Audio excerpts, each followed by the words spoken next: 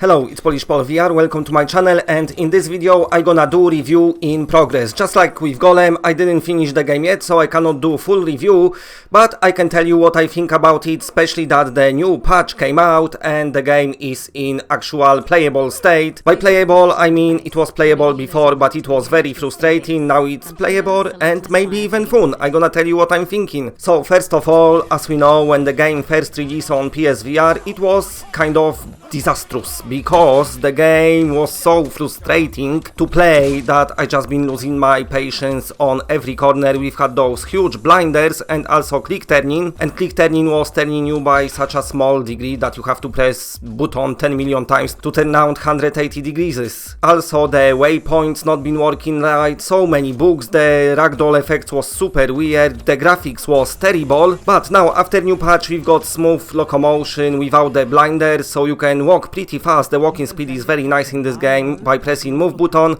but if you press move button on both controllers then you run in super fast. They added smooth turning as well, but this smooth turning is bit on a slower side, and also it's this tank smooth turning like your Resident Evil 1 games. So your character not turning on its own axis, but rather walking on a giant invisible circle. But thankfully you can have click turning if you really want to, and you can change amount of the degrees that you turn by, so that helps, so you don't have to press the button 10 million times. Now, graphic-wise, the game looks a bit better as well. When it comes to jaggies, after the patch I cannot see as many jaggies. It's still very blurry, but not as jaggy. They definitely using some anti-aliasing now, and also the textures are still as bad as they was before. So you've got those kind of Nintendo 64 texture. I had a chance to try the game on the PC, and definitely the texture not loading. It's like they just staying as a blob. But nevertheless, gameplay-wise, it's a big improvement, especially without those blinders, because now you can actually see a lot. Definitely much better now, and also you can turn up the brightness because the first version of the game was very dark. Now, gameplay wise, you controlling Espire suits and you doing the missions. Somebody talks to you to the radio, giving you objective, and you go and doing it. You gonna control different suits throughout the game with different abilities, and I want to speak about it as well because not everything is very nicely explained in this game, and this game really tries to confuse you a lot. Like the game tells you swipe across your belt to reload, but actually you need to swipe on opposite side, or saying put your move controllers to your head and press the trigger to use Espire vision, which really not gonna work at all because you need to press totally different button. So definitely there is some issues still. AI wise, what I don't like is that I always seen even when I'm above the enemies, so to hide you have to find some objects to be proper hidden from them.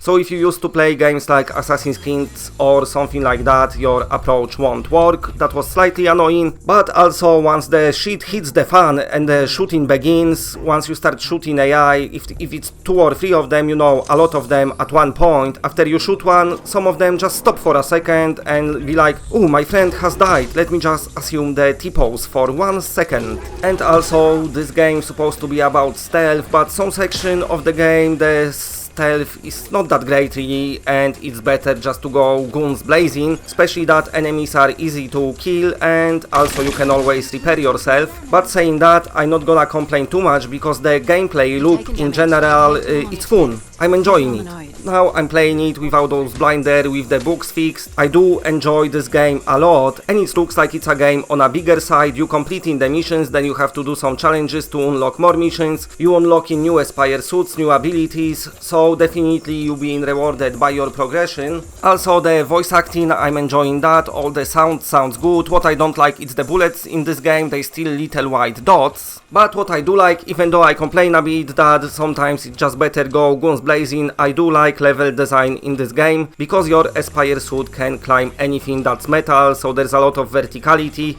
The climbing feels good as well. In the first initial release of the game I keep falling down for some reason. Now it didn't happen to me even once, and it's very intuitive, this climbing, and definitely feels great. Just like walking around the air vents, makes you feel like you're super stealthy. So as of now I'm not giving it the score because I'm gonna do proper review once I complete the game. But also keep in mind that another patch is coming. The developers announced that's gonna upgrade the graphics of the game and add even more fixes. Now, first patch was very big improvement and I really enjoying what I'm playing now. So after the second patch, I'm assuming the game gonna be a proper Espire 1 VR game that we should have got, but as of now, if you're thinking about buying it, then maybe buy it. Because if I bought it at this moment of time, I definitely wouldn't regret it at all. But if you are on the fence, maybe wait for another patch. If you are a graphics person, then definitely you want to wait for another patch, but as of now, the game is not too bad. Okay, if you like what you're seeing, then please press a like, because it does help the channel a lot, and if you're new to the channel and are not subscribed, then subscribe. It's always better when it's more of us. And that's it, bye.